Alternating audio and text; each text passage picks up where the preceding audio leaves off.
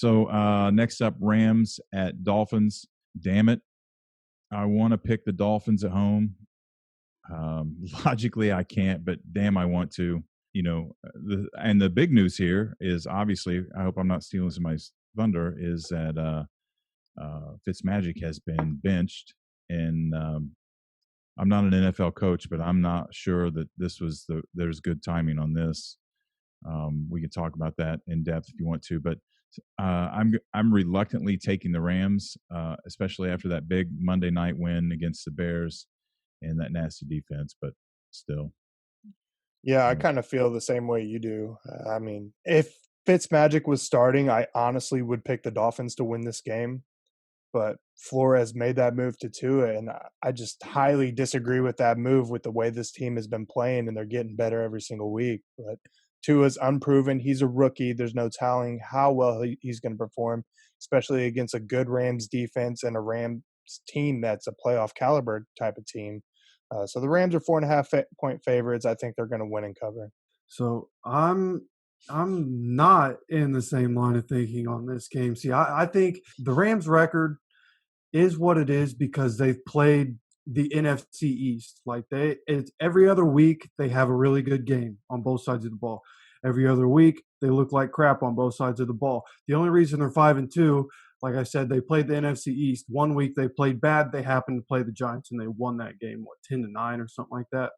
And so this is going to be a week where I think they come out more flat for whatever reason. They have to travel all the way from LA to Miami.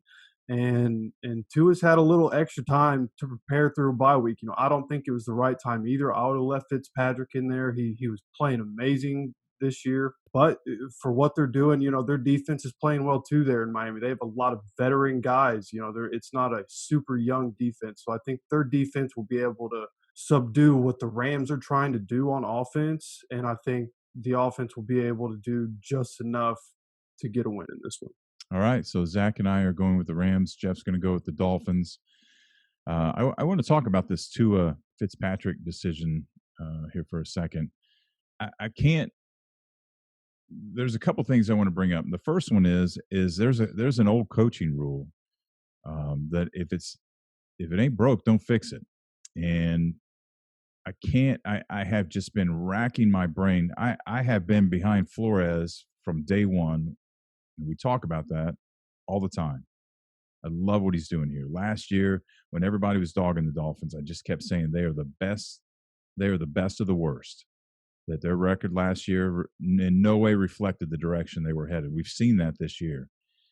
Man, Fitzpatrick is balling out. I don't know, man. I don't know. So I started thinking about, okay, so is it they're not worried about playoffs this year? And I looked, and right now they're in the 8th spot. They're taking 7, and they're in the 8th spot. In front of them are the Colts, which could collapse at any moment. The Browns, which could collapse at any moment. The Bills, which could collapse at any moment. The Titans, which could collapse at any moment. We still have those teams are still struggling for their identity and have been up and down, and they could go either direction. Any of those teams could get hot, or any of them could all of a sudden take a nosedive. And it wouldn't take much of a nosedive for the Dolphins to suddenly be in the hunt of these things and make the playoffs.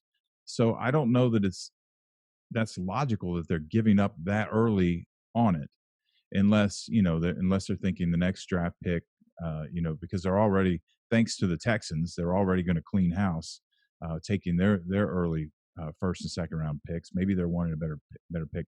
Then I started to wonder, is it ticket sales? When Tua came in, he got a standing ovation. I mean, there's no doubt that Dolphins fans want to see this kid in the game. They loved it.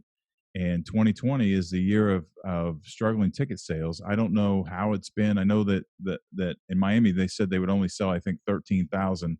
I don't know how hard it's been to sell that. People are still leery about going out into public, and I don't know what the ticket sales have been. I wondered, is this ticket sales? Is this merchandise? Name the kid the starter. People, I wanted to buy a Fitzpatrick jersey, but I knew he wasn't going to be around long. I wanted to buy a Tua jersey, but I wasn't sure if he's going to last. The kid could just be a bust. So Are they going to make him the starter and boost merchandise sales? I don't really know, but what I do know is that he's playing Russian roulette with this. He's playing roulette, and he's going to choose whether he's going to bet everything he has on red or black, and he's either going to win big and party all night in Vegas, or he's going to lose his ass.